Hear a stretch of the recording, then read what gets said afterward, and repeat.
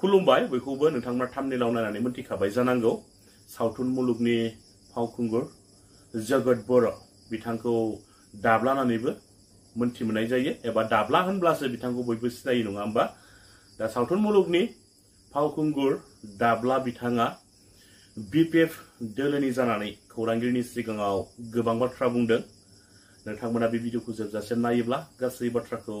नोंथांमोना आबुङैनो मोनथिना लानो हागोन दा बिनि सिगाङाव नोंथांमोना नैबे स्क्रिनाव होनाय फुटेजखौ नायनानै लाग्रोलाय बिटिआरआव गोदानै गामि सोसनजानाय सनितपुर जिल्लानि सिङाव थानाय बाटासिपुर अनसुमै होननाय गामिनि रायजो राजाफोरा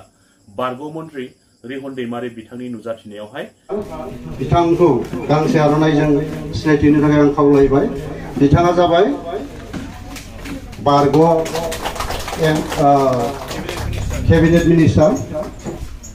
आरो नैथियाव दङ जोंहा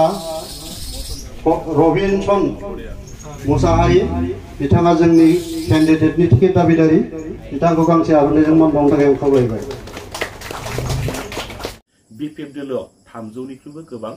जयनिं जानायखौ बे समाव नुनो मोननाय जादों थारैनो साननो गोनां आरो सोमोनांथावना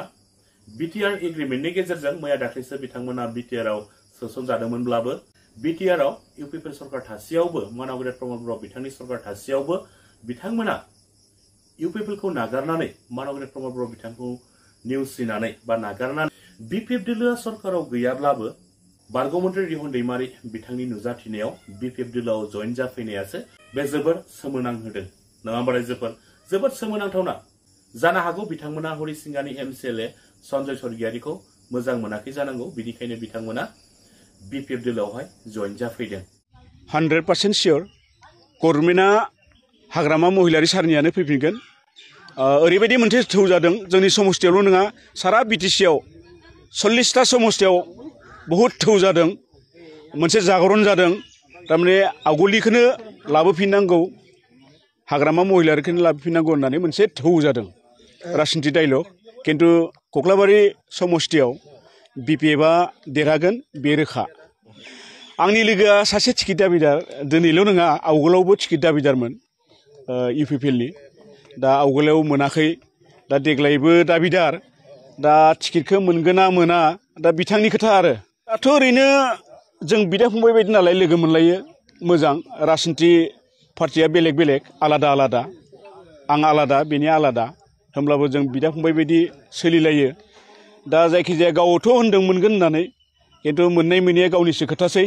नङा होमबा बेखिनियानो दा जयनिंआथ' दाखालिनिफ्रायनो जाबाय दं नैबे थावनियाव मा होनो दिनैजों खेबथाम जाबाय सानसे जाहैबाय मा 73 जन आरो सानसे 10 जन आरो दिनै मथा मथि मा जाहैखो 38 जन 38 दा आरो जाबावनो गोनां दङ बे गुदलिगामि प्राइमारियावनो दा बहुत मानसिया जयनिं जानो नागिरदों जोङो मात्र मा होनो गायनाय फुनाय दिनखाय साननैसो फावसायनो ओरै होननानै बुंदोंमोन आरो किन्तु जयेन जाग्राफ्रा माइ गायनायाव नै दा बेस्थ' जानोसै दिनैनो जयेन जानांगौ होननानै दिनैनि प्रग्रामा जाबाय जिहेतु कक्लाबारि बियाबाव नोंथांमोना बिपिएफनिफ्राय थाद'नाय गैयै जयेनिं खालामबाय थानायखौ जों नुनो मोनदों माबायदि दाथ' बेखौथ' ओरैबायदि मोनसे थौ जादों कक्लाबारि समस्तियाव दा मानसिफोरा गाव गावनो आगबारिना फैदों जयेन जानो थाखाय आरो मोनसे जों थांखि लादों प्राइमारि इनचार्ज लानानै होदों ब्लक बिपिएफआ बेनिफ्राय न'खर न'खर हाबदों आरो बे न'खर हाबनायाव ओरैबायदि मोजां आवगोलाव जेनेबा खायसे मानसिया बिपिएफखौ नागारनानै परिबर्तन समाव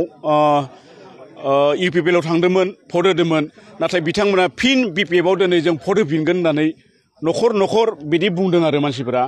आरो मोजां नांदों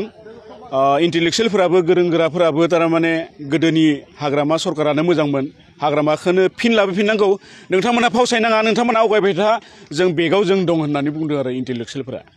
जिहेतु नोंथाङा फोथायो नामा हाग्रामायारि गभर्नमेन्टआव फैफिनगोन होननानै 100% सियर गभर्नमेन्टआ हाग्रामा महिलारि सारनियानो फैफिनगोन ओरैबायदि मोनसे थौ जादों जोंनि समस्तियावल' नङा सारा बिटिसिआव 40टा समस्तियाव बहुत थौ जादों मोनसे जागरन जादों थारमाने आवगोलनिखौनो लाबोफिननांगौ हाग्रामा महिलारिखौनो लाबोफिननांगौ होननानै मोनसे थौ जादों जिहेतु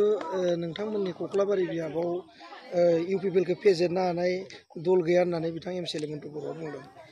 मा फोरमायगोन राजनितियाव बुङो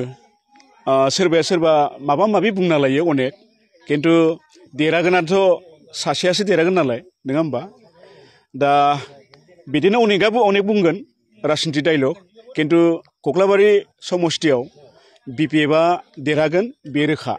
जिहेतु नोंथांनि लोगोआबो सासे टिकेट दाबिदार मा बुंनांगोन आंनि लोगोआ सासे टिकेट दाबिदार दिनैल' नङा आवगोलावबो टिकेट दाबिदारमोन इउपिपिएलनि दा आवगोलाव मोनाखै दा देग्लायबो दाबिदार